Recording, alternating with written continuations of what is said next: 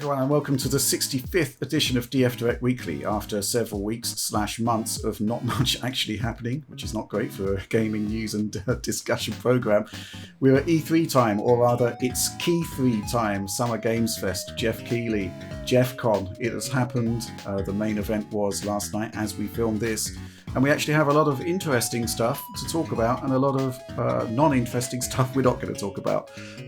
But joining me, first of all, John Linneman. Hey, Rich. It was a pleasure sharing this moment with you last night as we all watched it together and experienced the raw power of, the Summer Geoff Fest. There was some good stuff there I think we should compliment, but also, it was mixed. And, of course, Alex Battaglia. Yeah, I didn't catch it live. I was doing other things, but I did watch nearly every trailer this morning. There was one I actually accidentally missed, but I just caught up on that. So I'm good to go and ready to talk about the Geoff Fest of the summer. Geoff Fest. Geoff Fest is on. Oh dear. Okay, first discussion point. So I guess we're going to go back to front here and talk about the kind of one last final thing for Summer Games Fest, which was the reveal of The Last of Us Part 1, which is essentially a complete remake of The Last of Us. It was a game that initially appeared at the tail end of the PlayStation 3 generation, remastered for PlayStation 4, now appearing on PlayStation 5 and PC, so there is some Alex interest in this. I'm going to go to you first, John, on your impressions of this. Slightly unfortunate for Geoff that the trailer was basically completely leaked a few hours before the show, but regardless, I've kind of got mixed feelings on this. I wonder what you think. Yeah, I'm of the same... It's an interesting thing, and yes, it is a shame for Geoff indeed that it got leaked the way it did, especially because Sony itself seemingly leaked it. So that's extra interesting.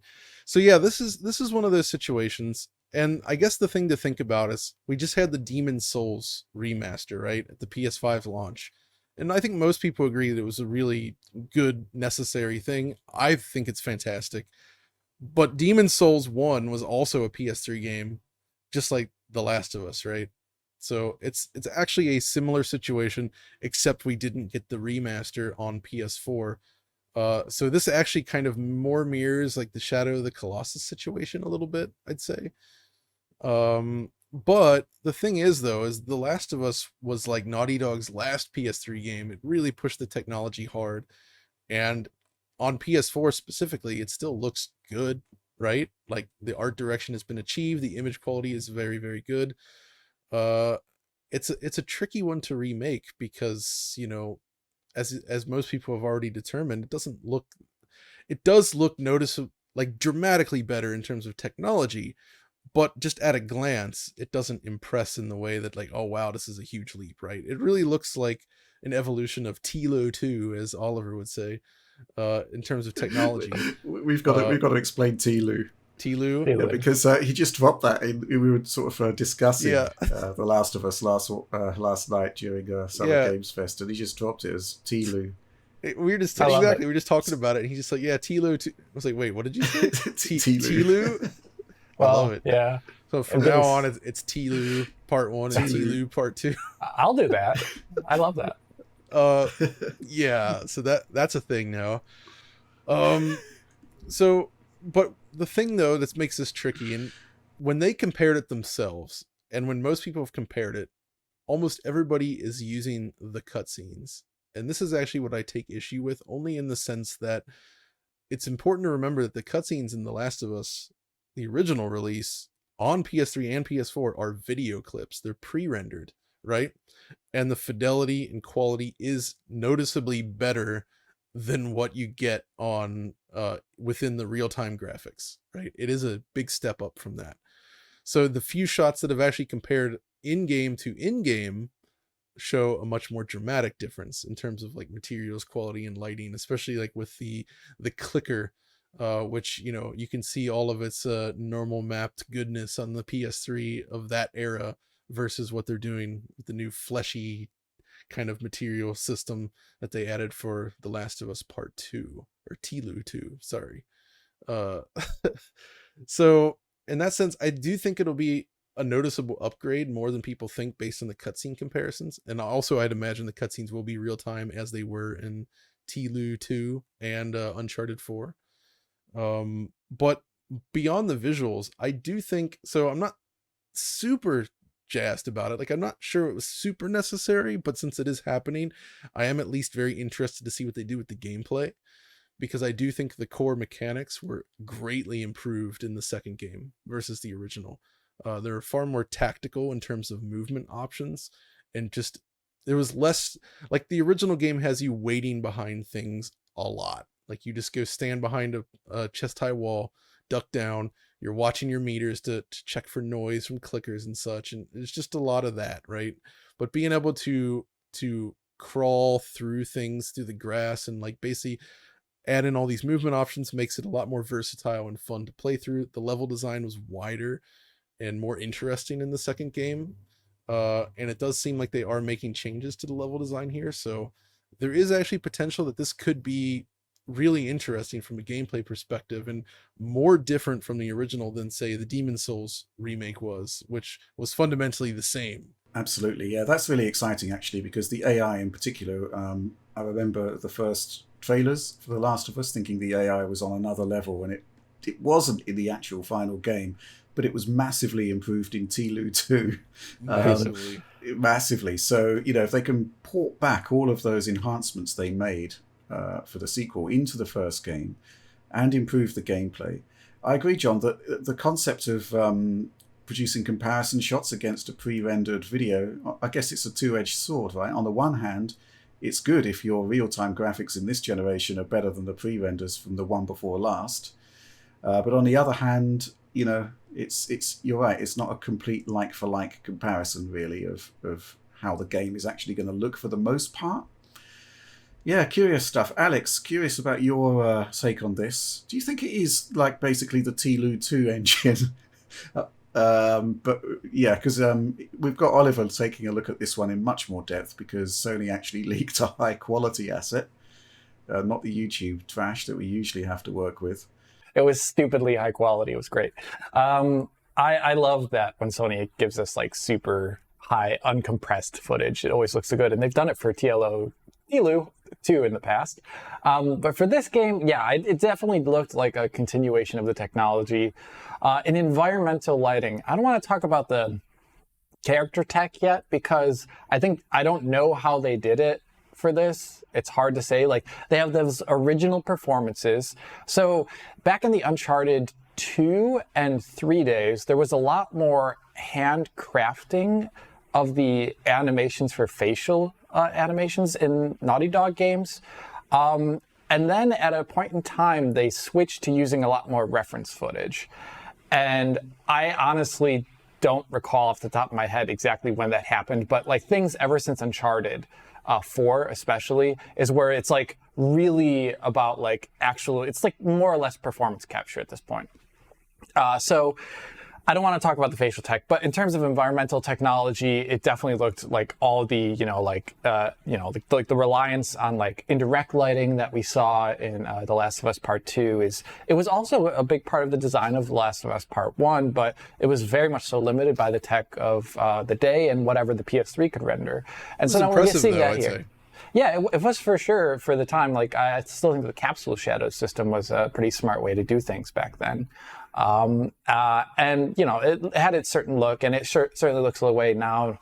That I think we're going to wait to see the gameplay differences. It's going to be the most important thing, like John said. But as a part of this, you look at that trailer. It did look 1440p 60 to my eye in those scenes where it was 60 FPS.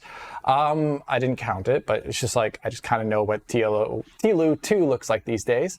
And then the second thing is the end. You get to the end of the trailer, it says, coming out for PS5 and eventually PC at some point, but there's no PS4 there, I noticed. And I am curious why.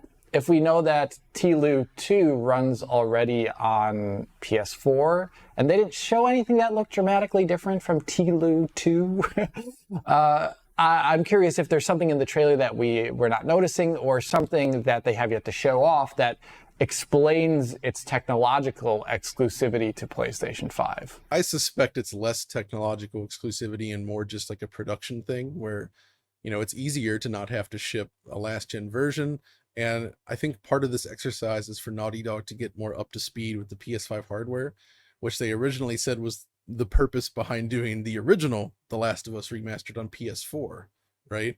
So I suspect that's more the reason there, because you're right. I don't see anything here that at least based on this trailer, that doesn't. It all seems possible on a base PlayStation 4, basically. So the Uncharted remaster, that was a native PS5 app, and it was 1440p 60 and 2160p 30, right? It sure was.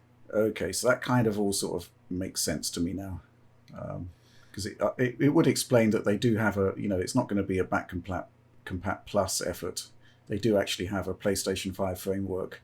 It's just that the render targets are similar to the last generation. Naughty Dog is pushing a lot of very impressive technologies in their games, but the one area where they haven't really seemed to have progressed is in how they handle image quality.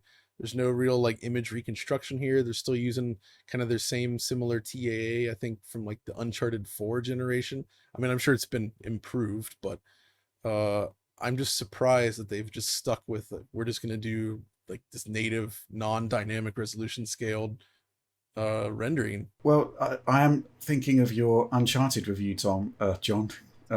Sorry. I am thinking of your Uncharted review where you didn't actually see that much difference between the 1440p and 2160p modes. No, that's true. Simply just because of the nature of the graphics. Yeah, the way they did their visuals and their TAA and everything. Like, yes, there's a difference, but it wasn't like dramatic. You'd take the 60. Yeah. And even then, I didn't mind the drop to 1080p for the 120 mode because, 120 hertz is fantastic. The only problem there is they didn't scale the motion blur shutter speed properly with the higher frame rates. So it basically meant that the 120 mode appeared to have basically no motion blur. Which is pretty weird in a cinematic shooter like that. Yeah, it was a shame.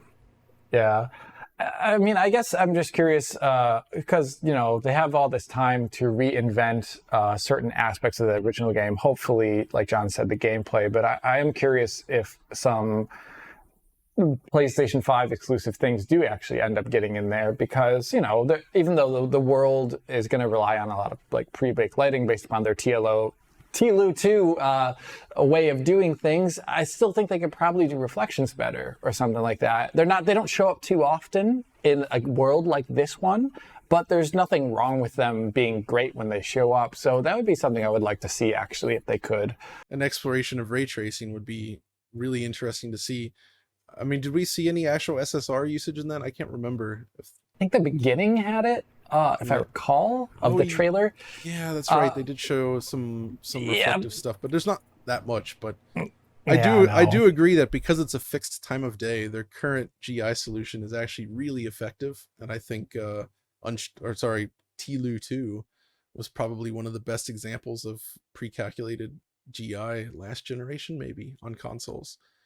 It was very, very convincing. Yeah, and they also talked about a multiplayer The Last of Us title. There was talk that it's essentially a expansion of the Factions game into a full experience. They're saying that it's a major project for them. They didn't have anything to show apart from some concept art, so I guess we'll table discussion on that one until there's actually something more substantial to discuss. But let's move on to the next part of the show that caught our attention. So I think there was a sort of underlying theme that the age of the sci-fi horror shooter is back. Yes. I mean, there were like 4 games. Yes. There were. Which were showing at Geoffcon, which looked varying levels of quality, but I think it was really impressive stuff overall. First of all, there was the Callisto Protocol, Fort Solis, Routine, which is like a really old game, which we thought was dead, is coming back, Xbox exclusive. And the final one, Aliens Dark Descent, which was basically a CG trailer. I'm going to go to you, John, first. What do you make of all of this? Well, I, for one, welcome our new space horror overlords. It's great to have it back. It's been a while. And this didn't even include the Dead Space remake, which is still underway. So that is yet another entry here. Obviously, I think the highlight for me, of course, is the Callisto Protocol, which we've talked about recently. It's looking phenomenal. The gameplay section they showed, I thought looked fantastic. The performance was somewhat wobbly, but we also learned now that it is an Unreal Engine 5 game, which is something we were uncertain of. And what's more curious about this is that it is not only Unreal Engine 5, but it seems to be cross-gen, which makes me wonder then, because if they were utilizing things such as Nanite and Lumen, we don't know exactly what they're doing just yet. I can't imagine them being usable on last-gen machines, which would suggest that they have to have like a fallback solution or effectively 2 iterations of the game. I mean, that is actually the thing that's most shocking to me, is that that's how they're approaching this. And I mean, I don't know what you guys think, but that seems like a big challenge. Well, when there was the reveal of Unreal Engine 5, there were presentations to press, and I was in on one of those presentations, and they did say that, you can actually still produce multi-platform projects that span the generations all the way down to mobile. So there is some provision within Unreal Engine to do that. But in terms of actual workflow, it must be very, very different. That's the problem, right? Because when you're lighting these maps with Lumen, you're doing it very differently than if you're baking it out, right? The process is not the same. The results are not the same. They'd essentially would have to have 2 branches, unless Epic has some way to do this that I'm not aware of, where they can roll it back down. But it's just difficult to imagine them pulling this off on an original Xbox One. One thing I might think is that if this game's been in development for a while, it exists before Lumen exists.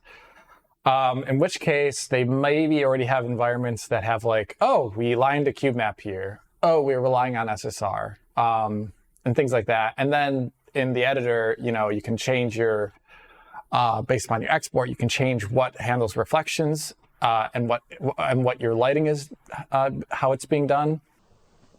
And in which case, you can actually always tick back to not using Lumen and not using Lumen reflections, but in the end, that's like this development time. You have to go through and check everything.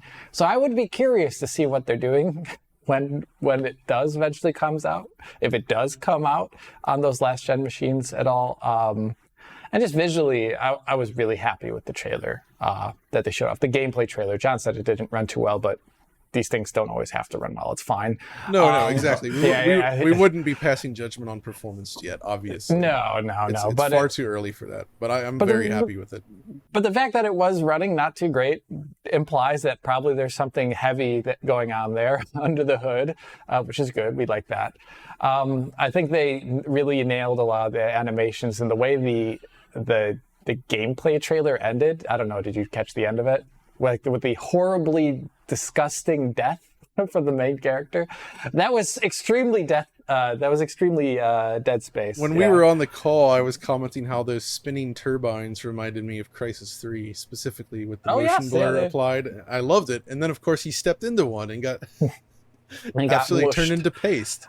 Yeah, so that's what I'm looking forward to the game. I know that there's a lot of sameness if you're watching this live and you're like, oh, another space horror game. Honestly, there aren't that many of them always, and it's always fine to have them. I think it's just, once again, coincidence that they all happened to want to talk about their new game now. There's a lot of other games here.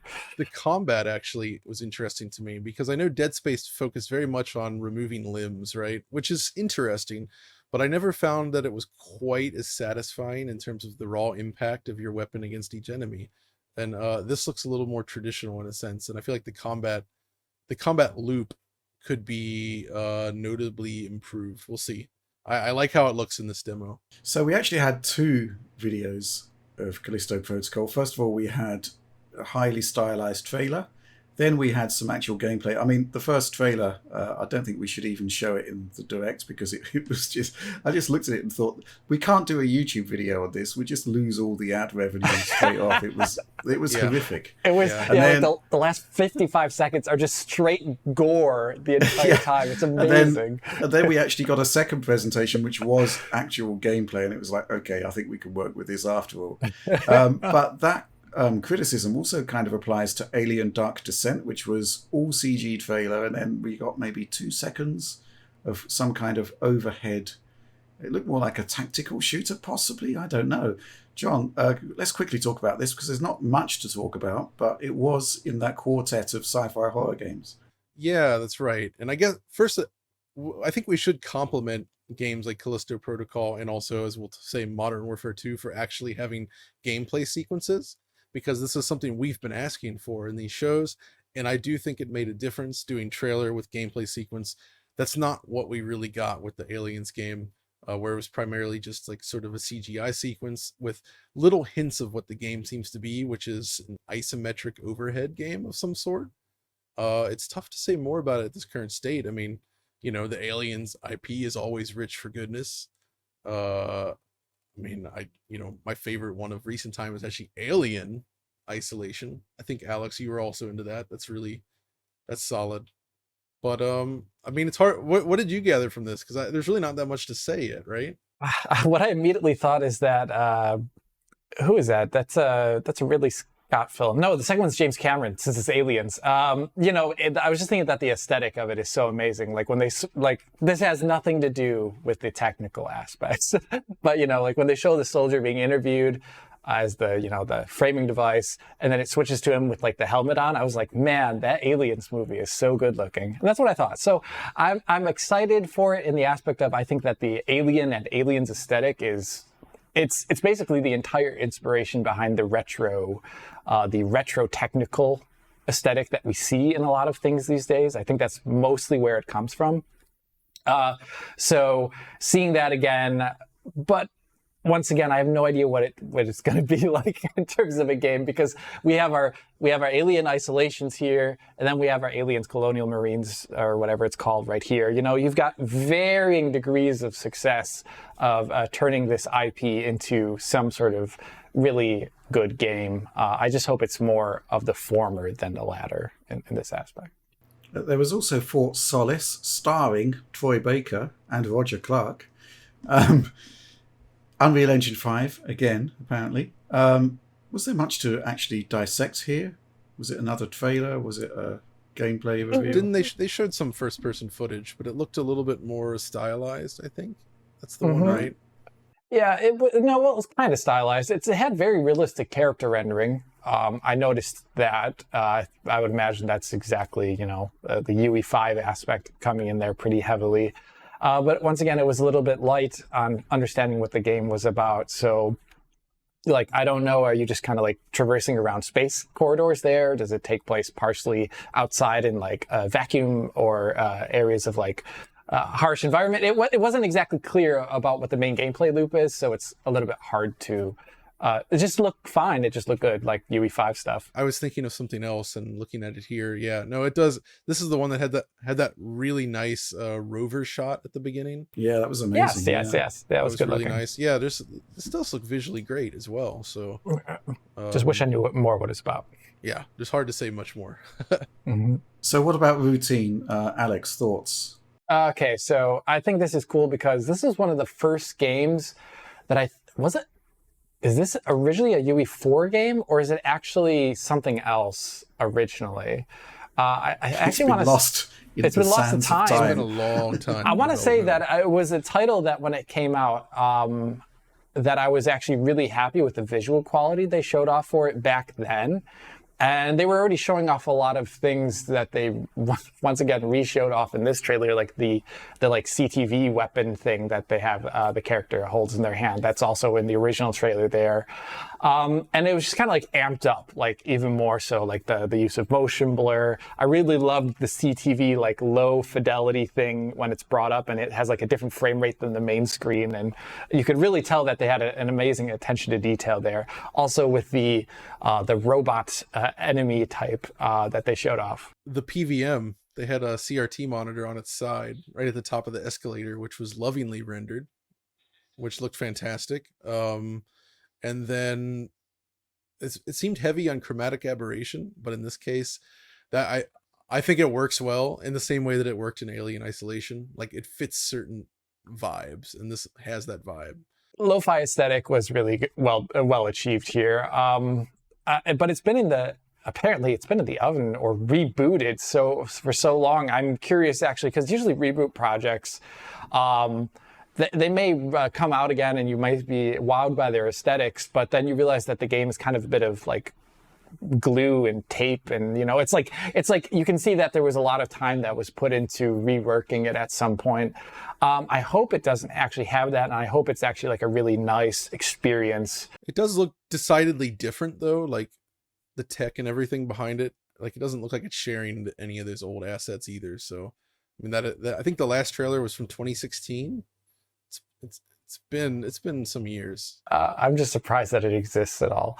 I'm excited for it. I just really am not sure, because like there's always like a fine balance, I feel like, in games like this, and Alien Isolation rode the line as well, usually to great effect, where how much of it is actually about being able to engage in combat and how much of it is about having enemies that cannot be taken care of or subdued, and you have to avoid combat. And there's usually a fine line there about what's fun and what isn't fun. So for example, a lot of people in Alien Isolation, I had no problem with it, but like the alien in that game cannot actually be killed like a lot of the other enemies. You had to use a very different tactic there. And for some people, they found it very trial and error or very just frustrating. I enjoyed that. Some people don't like the Mr. X gameplay from the Resident Evil 2 remake. Well, I enjoy that. So I'm curious which one of these directions it's going to go in, where if it's more combat orientated or if it is actually a lot of avoiding combat. I think you need a nice healthy mix. Like what made Alien work for me so well was that, yes, you could not kill the alien, but you could deal with the working Joes. And those things were actually terrifying. And like having the mix of those things, especially because the working Joes almost could act like an alarm, essentially, because when they become alert, others become alert, and it's just a very tense situation. And so, yeah, if it's all avoidance, I'm not sure I'd feel great about that either. Although there is stuff like Soma, which is one of my favorite sci-fi games from last gen, that is, knowing who it comes from, it is all avoidance, but it works. Okay, interesting discussion there about those sci-fi horror titles. But before we move on to the next topic, we've got to talk about Zoa. I just really fancy an energy drink at the moment, and The Rock delivered the goods, right? That's Zoa. I was just imagining all the people that paid money to see that show in IMAX theaters around the country. And, you got this full screen Rock up in your face talking Zoa for about 10 minutes. Well, I thought what I loved about that is that The Rock looked like a weapon in a first-person shooter.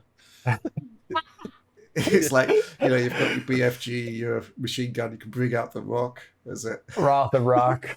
Awesome. Oh my gosh, that man. Oh boy. Okay, but let's move on. Let's move on to an actual gameplay reveal, which was looking really impressive. Modern Warfare 2, Infinity Ward is back.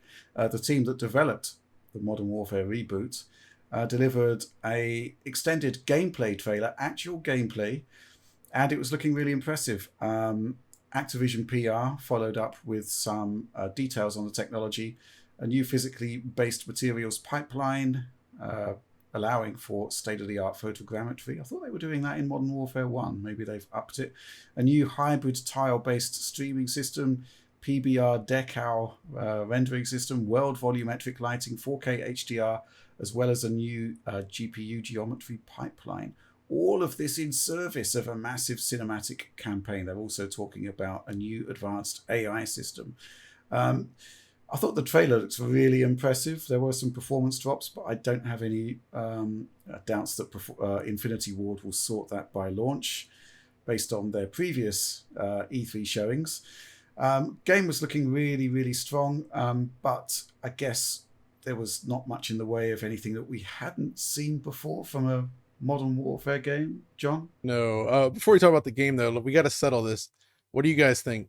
Decals or decals? Oh, decal. Weigh in. I go with decal. Decals, T-LOO. It's all the same to me. Okay, so visually, Modern Warfare 2 does seem to be presenting the excellence you expect from Infinity Ward. Those guys, their tech team is phenomenal. And it did look very, very nice. I will say, of course, the thing about these is it is very admittedly formulaic at this point. And we were talking last night. So once again, there's the sequence where you have your buddies, you're running across the deck of the ship, you see a door in front of you, the door is closed. You can't open the door, of course, on your own. I mean, that's been a Call of Duty staple since Call of Duty 1, which actually has a tutorial prompt saying, don't open doors, you can't do it. But I was thinking, what I would really like to see is like messing with this formula in so much as like, okay, you're running with your dudes, you let them open the door, but what if you were able to open the door and just go ahead into a situation that's dangerous without them? And then they have a way of having your allies react to it, right? So you go through the door, you're getting shut up, and then they all like kind of have to behave differently based on what you did. And I feel like there's potential for injecting a little bit more player control into these scripted sequences. Not easier said than done, obviously. You know, that's a big ask, but it's just, I would really like to see some more headroom made in terms of expanding the concept of these campaigns, because fundamentally I like what they do with them. They're very beautiful.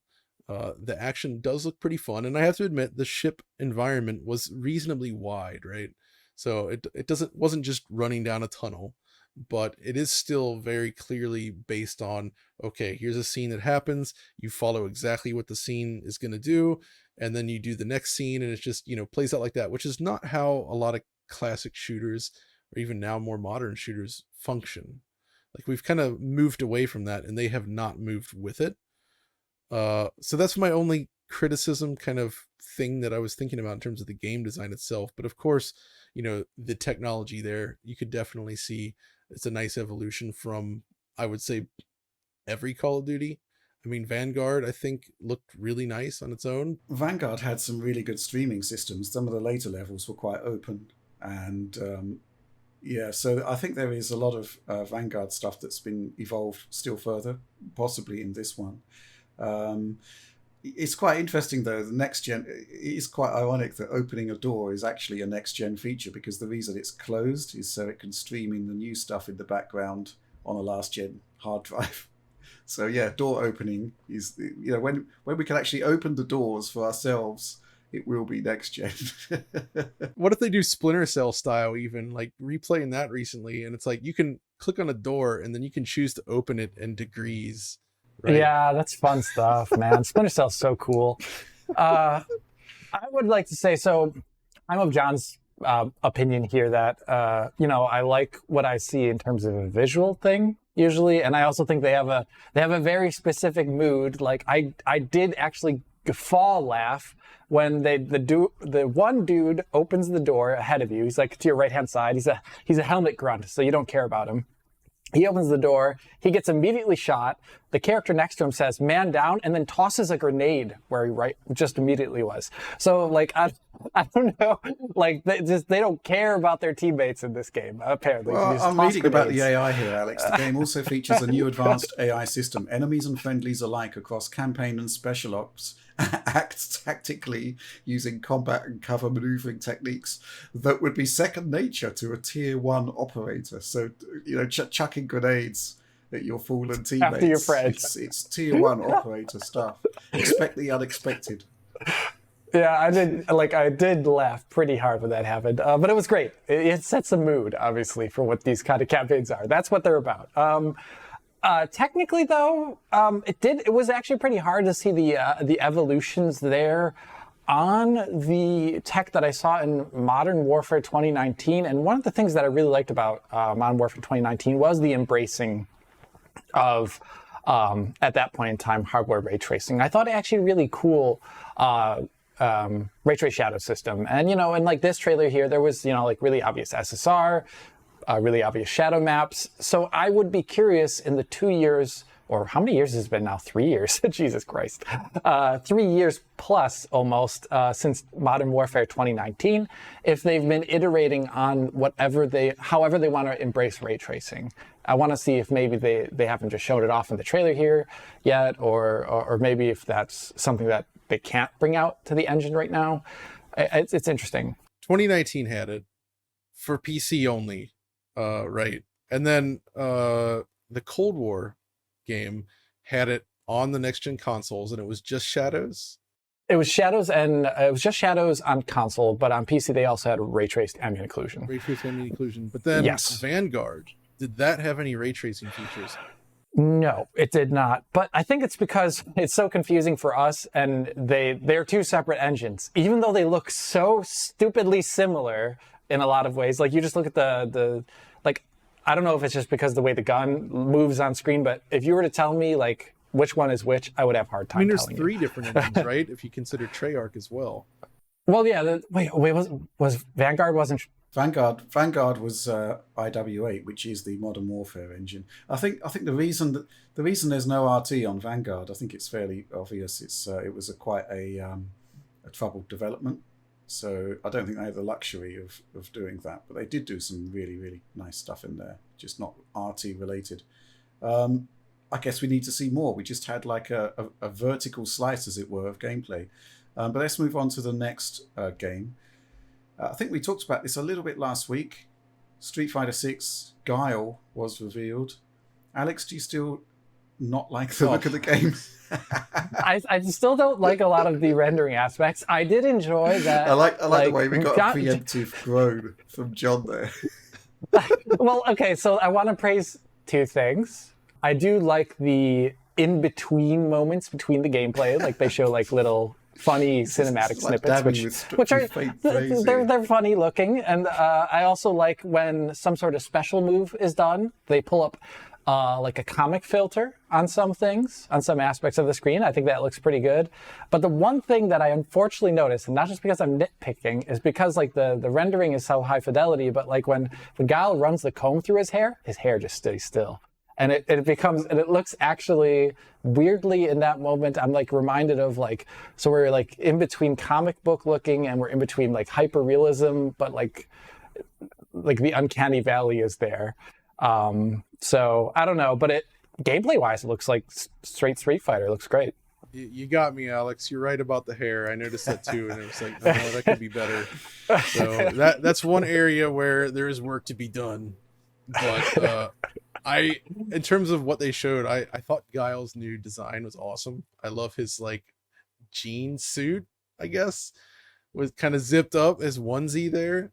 And then the actual stage itself, which is the aircraft carrier, but like the bright, vibrant blue skies and all the detail in the background, it felt like very like colorful 90s kind of arcade in a way that I thought was really appealing, which looked awesome. I will say though that the motion blur on his comb was also nice when he tossed the cone up into the air. Like before your world was shattered by the lack of hair collision, that initial flip, that was pretty slick. World shattering, yeah. Yeah, I mean, I guess we also got confirmation it's coming to Xbox, right? Which we didn't know. It's right. Xbox and Steam as well. Not Xbox One, apparently. That's right. It just said that PS4. See, that's actually pretty interesting and kind of funny because we've always talking to developers, nobody seems to like working on that original 2013 Xbox, and it's often nicknamed the boat anchor. So being able to toss that aside and let's just focus on the good Xbox hardware instead. But that also means that Xbox One X is left out, which obviously could handle it quite well, I'm sure. That was kind of weird. I don't really have too much to add from last week. I think it was looking really nice. Got to see more and play it. Crucially, I think that's really what makes and breaks a Street Fighter game, right? How it plays. But certainly on the graphics side, hair apart, Alex. The outrage of the hair cannot. He couldn't part his hair. That was the issue. It wasn't a hair apart. I know. He couldn't part his hair. The way they showed it at the end and zoomed in the camera, you're right. It's not good. Okay, let's move on to the rest of Geoffcon. I think we should probably sum up some of the stuff that we saw because I don't think it's worthy of breakout topics, but there was a lot of really interesting snippets and interesting stuff. I'm not sure what to make of Flashback 2 though, John. Yeah, Flashback 2, Flashback Squared. I don't know. It was a surprise for me. The trailer they showed was not good in the sense that they showed the gameplay on a rendered cube that was spinning in space, so it was very difficult to even understand what you're looking at. Gosh. I'm worried about it playing like the Flashback 1 remake, which I thought was bad. But the fact that they're actually stepping up to number 2, I'll be very interested to see it. And we'll have to get Audie to weigh in on this sometime in the future. Maybe cover the game even, because he is the largest fan of Flashback that I know. Okay, fair enough. And Midnight Fight Express, that was another one that caught your eye, wasn't it? Yes. Did you see that one, Alex? Because I thought it was that isometric overhead, like sort of action game, which looked really fast and fluid and just awesome. Gosh, I can't at recall, a glance, it reminded me of something like Sifu, but it clearly plays very differently from that. It's not that at all. But I really liked what they were showing there. I mean, again, there's not too much to say yet, but it's pretty sick looking, right? Yeah, it does look actually pretty cool. Once again, though, I only have like flashes of it in my mind from the video, so it was from the slow part of the show. Let's just say. Okay. Yeah, that's true. I mean, Geoff Keighley did lay out expectation management ahead of the show by saying that it's going to be primarily focused on announced games. And then he went on in his pre-announcement to basically list everything except The Last of Us that I actually found interesting. But there was a kind of massive lull in the middle where it was kind of like, if those games are you, fine. But yeah, it wasn't particularly exciting. But what was exciting, John, the Turtles remake. It's not a remake. Yeah, it's a new game, right? Yeah, of course. Yes, I've been waiting for this. I've played a demo of it. It looks phenomenal. It was high on my list of exciting games. It's old school TMNT brawler. It's coming out next week. It's coming out next week. That was a bit of a ball from the blue. I gotta do something on it now, because yeah, I freaking love those games, and this looks. I know it plays great. It plays great. Based on the demo, they get the brawler mechanics exactly right.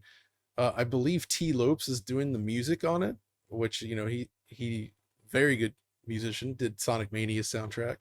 So yeah, I'm super excited to check that out. Okay, that sounds fantastic. Yeah, we'll definitely be taking a look at that. And that's kind of our highlights from Summer Games Fest. Just to say that Geoff announced that next year Summer Games Fest is going to be an in-person event. And E3 is coming back, so we are looking at E3 versus Key 3. It's going to be very interesting to see how all of that pans out. Both of those, I guess, would be, you know, sort of B2B business events. You can't be in two places at once, right? So how this is all going to shake out, I have no idea. They've got to set them in the same place. Like, if they split them up, then it's just neither one's gonna take off. So we'll see. There was a trailer that emerged last night in the wake of Summer Games Fest that we've got to talk about. Plucky Squire. That looked absolutely phenomenal. Like, you know, a lot better than most of the stuff that was in Geoff's main presentation. If we're being honest about it, it was a phenomenal trailer that basically starts out where you think it's a 2D game, stylized artwork. With some nice, you know, basically taking modern materials work into the 2D realm. But then the game changer, midway through, it's kind of like a hybrid I can't really describe it. Words cannot describe. You've just got to see what it's doing here. It just looks amazing, right, Alex? Yeah, I was getting... wasn't there a Zelda game that switched between 2D and 3D? Yeah, the 3DS, A Link Between Worlds. Yes, and that also like Fez vibes, but obviously just not even that, because that, you know, that's like a puzzler. This seemed very even different than that. I was just astounded even before it switched. I was like thinking, have we ever seen even before it switched the perspective, I thought like, oh, that is like, I've never seen anyone like make like the papery look like this before. Honestly, like usually like when you see games doing like the comic-y papery look, it actually isn't like done with the aspect of like light shining on the paper at all. It's usually just paper 2D stuff. And I thought that just looked itself really unique. I hadn't ever seen that before. And then when it switched view, I was like, whoa, okay, this is actually going to be a pretty baller game. That's my immediate reaction to it. I am curious, though, exactly how they play into one another, the 2D into the 3D perspective, because we saw the jump, I think, twice in the trailer, or the switch was once, maybe. Yeah, so like they showed him jump out of a portal from the book and into that, and then they showed that shooter section in the coffee mug. So it looks like there's probably a way to transition between the 3D and 2D.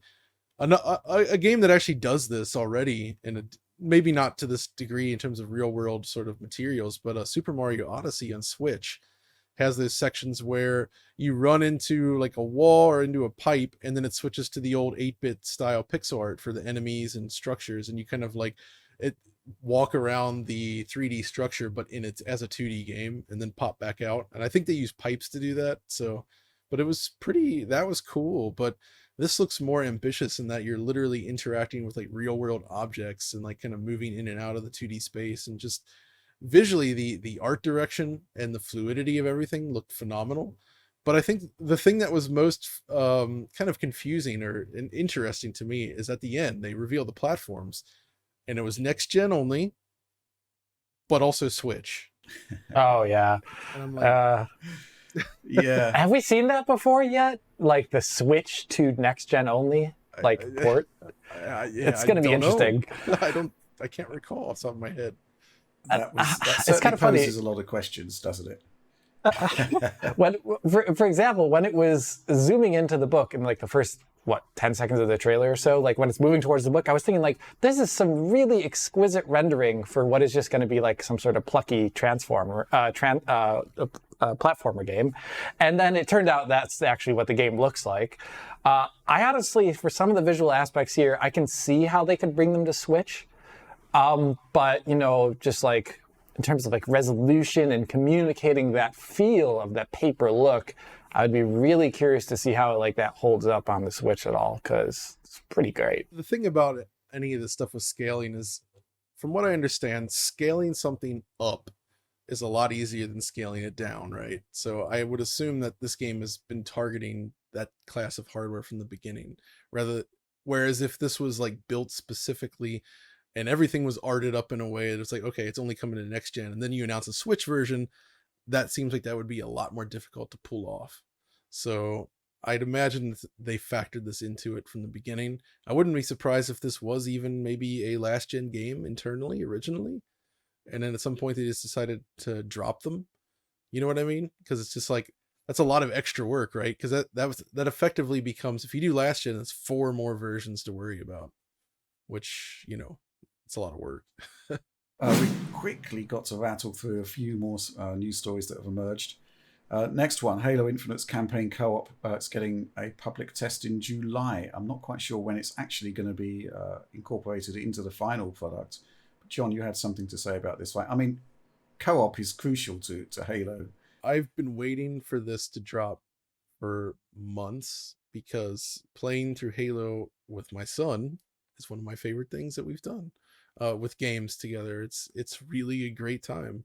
And I was really crushed when this didn't have co-op initially. So I'm really happy that it's here now, because I think due to the way the game is designed, it could actually be a ton of fun in co-op, you know, hop in a warthog, go canoodling around the terrain like that. That's there's a lot of good times potential in this. So I will definitely be keeping an eye on for that, and hopefully we can get in and actually test it in July.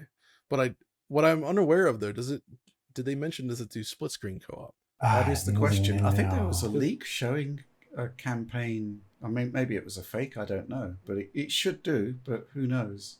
I mean, to be fair, because it's Game Pass and I have every modern Xbox here and many displays, I could still do it, you know, that way. Traditional LAN, yeah. Yeah, I would be curious to know if it supports offline LAN. Is one thing I'd be curious to know. If it also, it won't. They've been surprisingly okay with it with the Master Chief Collection. I know they've been at least fine there. I'm also curious about, because, you know, you can, like, let's just take the initial island area you start off on. You can go to, like, save the Marines. You can go to the sky conveyor belt thing, whatever. Or you can go, you know, like, to destroy, like, the plant. Like, is there going to be a limitation Far Cry style about how far you can be from each other? I bet there will be, almost certainly, especially if they do split screen. Yeah, right. Maybe it's split screen and they have to. But we'll have to wait and see. I signed up for it. I'm pretty sure John did. Maybe we'll have some content there. Let's move on to our final discussion point, which kind of segues seamlessly into our supporter Q&A section.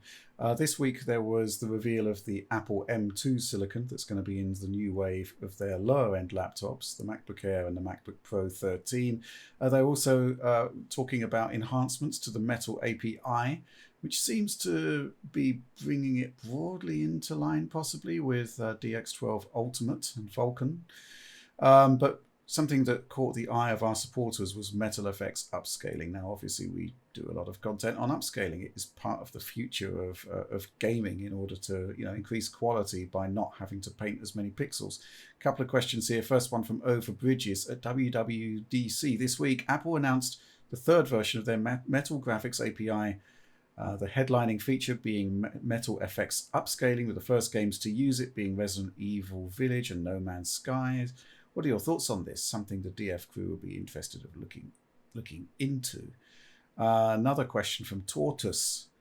What are your thoughts on Apple's MetalFX upscaling and the new M2 SoC? From their presentation, it looks to be a simpler Gen 1 spatial upscaler with TAA. Does DF have any plans to cover the M2 chip, especially with the Apple Silicon versions of Resident Evil Village and No Man's Sky?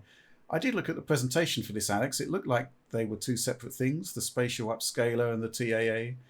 And it basically seems to be, on a features level at least, bringing it more into line with AMD FSR as opposed to DLSS. I don't know what you think about that. Yeah, they didn't drop any hints that it had like a machine learning component like XeSS or DLSS. I think they would have broadcast that really loud if they did, because AI is a buzzword. Yeah, it's a at this moment. buzzword. Yeah. So that I think they would have said that, and based upon what the wording and everything that was shown and said, it does seem like you can choose one or the other, or maybe you could combine them. Like, there's nothing preventing a game from temporally upscaling to, let's say, 1800p, and then spatially upscaling to 4K. So it seems like that could be a possibility here. In terms of coverage, I don't want to cover Resident Evil Village with this because we would only have access to compare it to FSR 1.0, which is honestly stupidly boring to look at. And then also their in-game checkerboarding equivalent. But with No Man's Sky, we have the ability to look at it versus another upscaler, a reconstruction technique, a real reconstruction technique, and that's DLSS, which has been in the game for quite some time now. The issue, though, is probably sourcing hardware for that on my end. I know Rich has the ability he has an M1 chip. I have the M1 Pro, and Oliver, who probably would have to take point on this if we were to do it, has the M1 Max. So we can cover it. But it probably wouldn't be Alex covering it, although it would be under Alex's guidance, because I think with the God of War and the previous FSR 2.0 content for Deathloop, I think you've put together a really impressive battery of tests that really do put these upscalers through their paces. So I think possibly we should look at it. I think the main issue I still have with Mac specifically is that the machines aren't built for gaming as such, and they are very, very expensive. You get value from them for non-gaming tasks. I just don't see the addressable market being big enough to support anything other than ports. I don't know.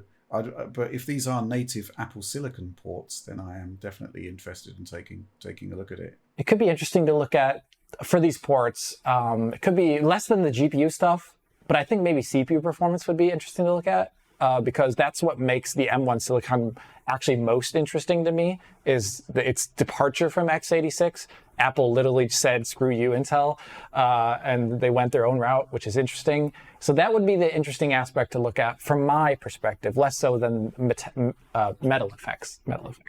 The MetalFX stuff too. I mean, I see the main reason they would want to look into this is just because all of these laptops ship with very high resolution screens, right? Because they're focused on the Retina terminology. So they have, like, I think the 13 inches is a 2560 by 1600 screen, which for 13 inches, that's super dense. But for a small laptop, it's a lot of pixels to render. So I'm trying to make it look as good as possible on a high-res screen. It actually should be pretty convincing, I'd imagine. Okay, let's move on to some more supporter questions. This one from Jerry Flowers III. Can you see PlayStation making their own PC client? They wouldn't have to share 30% of sales, and I'd like the ability to earn trophies on PC. The dream would be having cross-buy or at least cross-save. Is it odd that I imagine Rich saying this as I type it? Imagine what you like. knock yourself out. Alex, would you like to see a PlayStation PC client? No! Like, there's so many reasons. One, I feel like they should be able to hook in trophies into Steam and cross-communication them. I don't feel like this is a need their own client thing. I feel like there's a way to do this within Steam if you wish. The second thing is like that would mean a second place to have a library, a second place to be price gouged in a way, because Sony definitely loves selling games really expensively without the competition of other games on the store. What else would they sell on there besides their own games? Yeah, well, that's the thing. Like you go there and you only get the most expensive version of the game. And it doesn't mean they would also launch other places. Like we saw what happened with EA and Origin, and now they're back because they realized that they're not going to make as much money if they do that. I think that's antithetical to the way Sony's doing this right now. Like they really want to actually get a really good mind share on PC, and being really good mind share on PC means avoiding exclusivity as much as possible and launching on Steam. Next question from Jesus Gonzalez. How much in contact are the Microsoft and Sony console divisions? Since last gen, they're so in sync regarding pricing, release timing, features, and specifically hardware configurations. The only possible explanation is that they establish some sort of rules of engagement, since they're both in a prisoner's dilemma kind of situation where it's in their best interest not to take huge risks trying to take over the market. The market is large enough for both to be greatly profitable for all. I'll take this one quickly. They don't talk to each other. They can't. It would be a massive breach of trust from AMD for that to happen. The reason that they're so similar is that they're basically working with the same IP, the same partner, very similar budgets, and they have access to the same core technologies. So they are producing essentially the same boxes. There are obviously variations. Microsoft went for a larger SoC. Sony went for their custom SSD solution and controller. But in an ideal world, I'd like to see one box and you can install PlayStation and Xbox on it. And you can choose which one you want, or you can have both.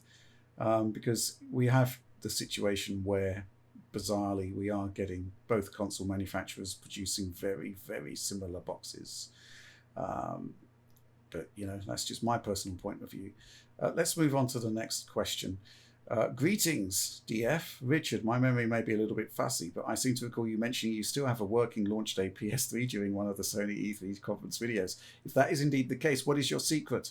This question is from Uncle Mo, by the way. I've purchased 2 back-compat models over the years, and they both wound up getting the dreaded yellow light of death, despite taking measures to maintain them, regularly cleaning out, keeping them in dust-free environments. I'm just wondering if there's anything special you've done with yours to keep it in a pristine state after all these years, or have the horror stories of high failure rates in back-compat PlayStation 3s been over-exaggerated and I've simply had bad luck? P.S. Do you ever use your Chad Warden machine to go back and dabble in the gem that is Rogue Warrior? To tackle the last one first, no.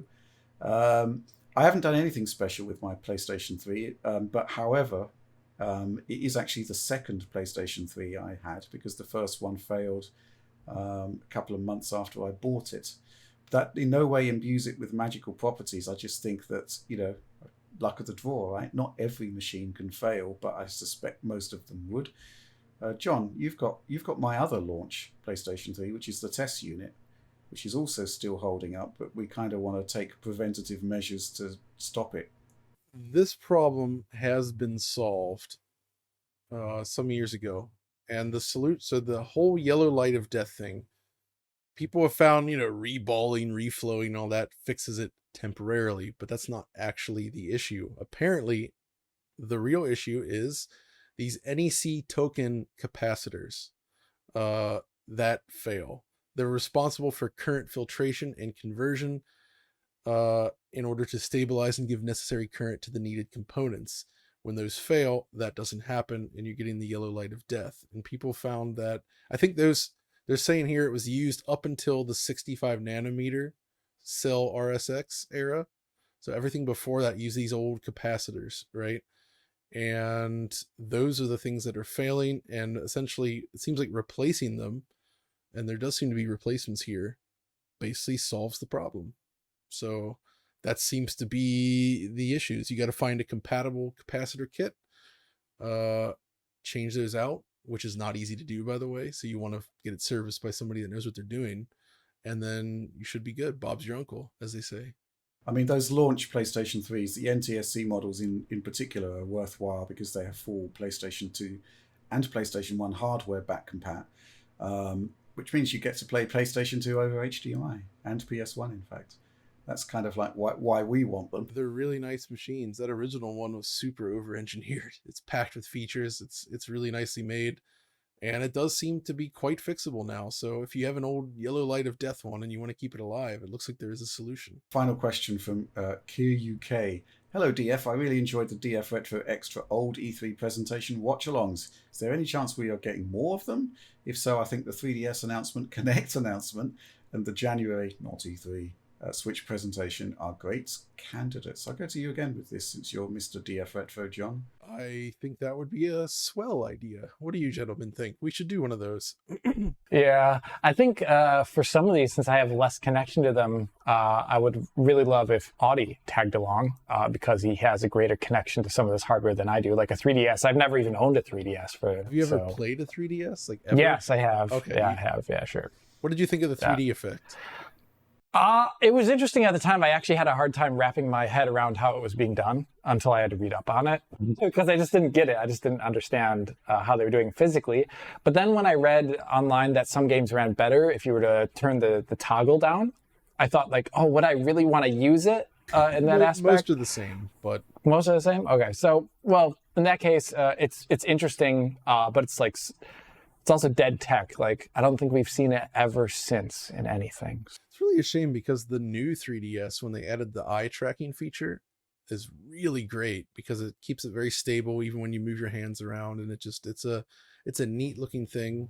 Crosstalk's not too bad on there. I feel like it's generally it's a cool thing to see, but yeah, it's over. It's dead. Nobody cares anymore. Definitely want to do more of these E3 lookbacks. We never really got around to doing. Did we? We didn't do the E3 for the last gen console reveals. The kind of follow up, because they did the reveals in like January, February, didn't they? I think it was a bit later for Xbox, and then straight into E3 where Sony delivered their killer blow on old games or other physical copy games.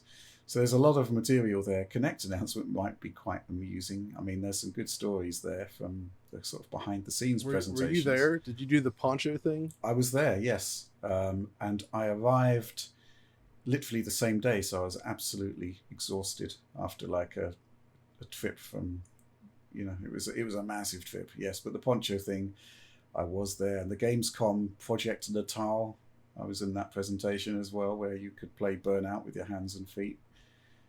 And it was rubbish. Can you play T-LOO with Milo? Milo? I don't know. Yeah. Oh, Milo. There's certainly some good candidates, but possibly they're a bit too recent for DF Retro. But yeah, we have to see what we do. But yeah, there's some good candidates for sure. Okay, but that's it. That's the end of the show. Please do like, subscribe, share if you enjoyed the content. Ring the bell for those notionally instant notifications. And DF Supports Program, get involved as always. This show isn't what it is without you. And just a last appeal for me personally, T-LOO, T-LOO, just that straight The Last of Us. I'm intrigued by all of this. What do you call it? Yeah. Yes, let us know. It's an Alan Partridge style hot topic. But I'm interested. T-LOO will forever dominate my destiny. But that's all from us for now. Thanks for watching and see you next week.